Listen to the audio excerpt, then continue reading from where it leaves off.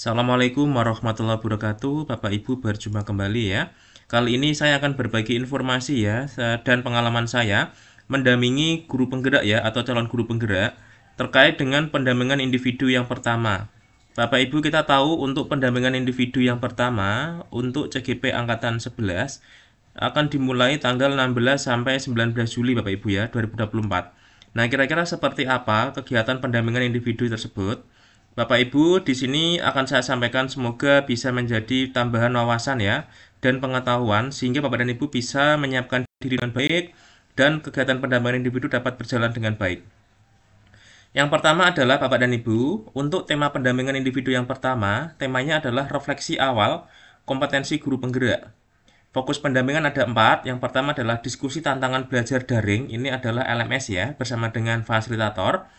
Yang kedua, refleksi penerapan perubahan kelas sesuai pemikiran Ki Hajar Dewantara. Yang ketiga, diskusi pembuatan kerangka portofolio. Ini Google Sheet Bapak Ibu ya. Yang keempat, peta posisi ya, diskusi peta posisi diri dan merencanakan pengembangan diri dalam kompetensi guru penggerak. Ini adalah fokus pendampingan ya, ada 4. Kemudian langkah-langkah pendampingan Bapak dan Ibu, nanti pengajar praktek menyapa dan menanyakan kabar calon guru penggerak. Yang kedua, menjelaskan tentang fokus pendampingan pengajar praktek, memastikan CGP memahami aktivitas pendampingan yang akan dilakukan. Yang ketiga, pengajar praktek memastikan dokumen yang dibutuhkan saat pendampingan individu sudah disiapkan. Bapak Ibu, ini sekaligus informasi ya untuk pengajar praktek yang saat ini sedang mempersiapkan diri pendampingan individu yang pertama. Kemudian pengajar praktek menanyakan apa saja proses yang sudah berjalan selama 1 bulan terakhir. Ya, tentunya menanyakan kepada CGP ya. Dan apa yang telah dilakukan sebagai capaian selama 1 bulan tersebut. Pada saat ini, pengajar praktek melakukan cross-check berdasarkan pada jurnal hasil pemantauan pembelajaran daring CGP. Nanti pengajar praktek akan ngecek ya di LMS CGP. Yang kedua, pengajar praktek mengapresiasi calon guru penggerak karena telah melakukan pembelajaran daring di bulan pertama. Yang ketiga, pengajar praktek menanyakan tentang dukungan dari ekosistem sekolahnya, ya, baik dari kepala sekolah, dari guru, ya, dan dari siswa juga. Bapak Ibu, ini adalah bagian inti pendampingan ya. Ada yang pertama adalah tindak lanjut hasil lokakarya orientasi. Total pendampingan individu 1 untuk bagian inti 150 menit Bapak Ibu ya. Yang pertama adalah tindak lanjut hasil lokakarya orientasi. Ini 30 menit Bapak Ibu ya.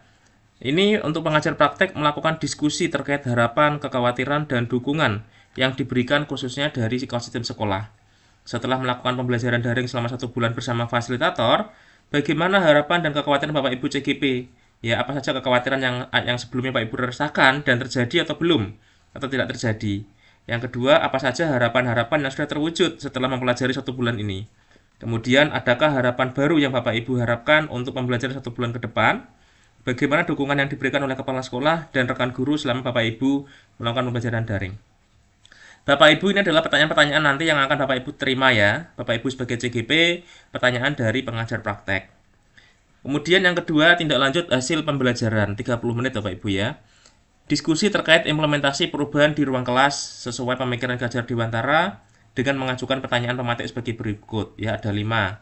Yang pertama, berdasarkan pembelajaran mengenai filosofi pendidikan yang sudah Bapak Ibu pelajari, apa perubahan yang dilakukan Bapak Ibu di ruang kelas agar selaras dengan pemikiran Ki Hajar Dewantara? Apa saja pembelajaran yang Bapak Ibu dapatkan dari modul filosofi pendidikan nasional Ki Hajar Dewantara yang mendorong Bapak Ibu melakukan perubahan tersebut?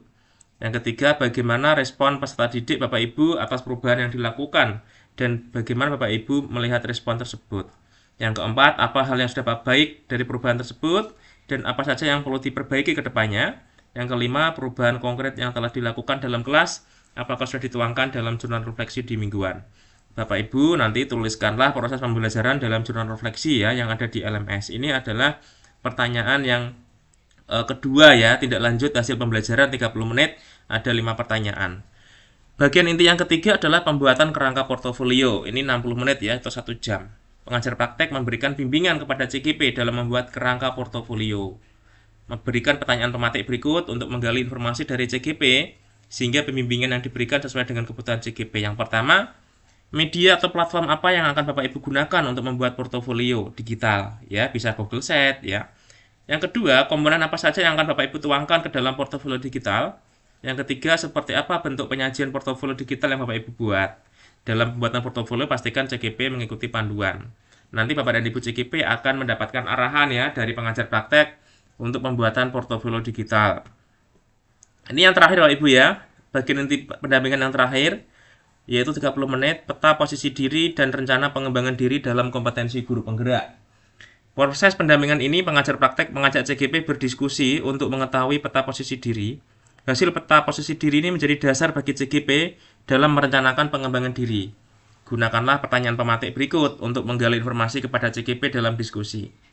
Yang pertama, kompetensi apa yang sudah baik, jelaskan alasannya. Yang kedua, kompetensi apa yang perlu ditingkatkan, jelaskan alasannya. Dan yang ketiga, setelah Anda mengetahui umpan balik tersebut, apa ada perubahan rencana Anda, apa saja yang berubah. Kemudian, berikan apresiasi dan umpan balik terhadap laporan yang diberikan oleh CGP Anda. Kemudian ada bagian akhir pendampingan 10 menit, nanti akan ada refleksi ya terhadap proses pendampingan, apa pembelajaran atau ide yang Bapak Ibu dapatkan setelah sesi pendampingan ini. Kemudian apa yang sudah baik dan yang perlu diperbaiki dari pendampingan pengajar praktek di pendampingan berikutnya. Kemudian mengapresiasi dan mengucapkan terima kasih telah berbagi praktek baik yang sudah dilakukan dari pembelajaran daring. Ini nanti pengajar praktek ya mengapresiasi CGP. Jika ada hal yang terkait pembelajaran daring yang perlu diketahui oleh fasilitator, maka perlu dicatat pada jurnal komunikasi dalam LMS. Kemudian terakhir Bapak Ibu, nanti akan ada jurnal ya, pendampingan, mengisi daftar hadir, dan rencana pendampingan selanjutnya di LMS. Ini nanti pelaporan yang mengisi adalah pengajar praktek. Bapak Ibu, itu adalah penjelasan ya terkait dengan pendampingan individu yang pertama. Bapak Ibu semoga bermanfaat dan mendapat gambaran ya sebelum Bapak Ibu nanti melaksanakan pendampingan individu yang pertama. Terima kasih Bapak Ibu, semoga diberikan kemudahan di dalam pendampingan individu yang pertama. Jangan lupa like dan subscribe ya, klik loncengnya biar tidak ketinggalan video terbaru dari saya. Terima kasih, Assalamualaikum warahmatullahi wabarakatuh.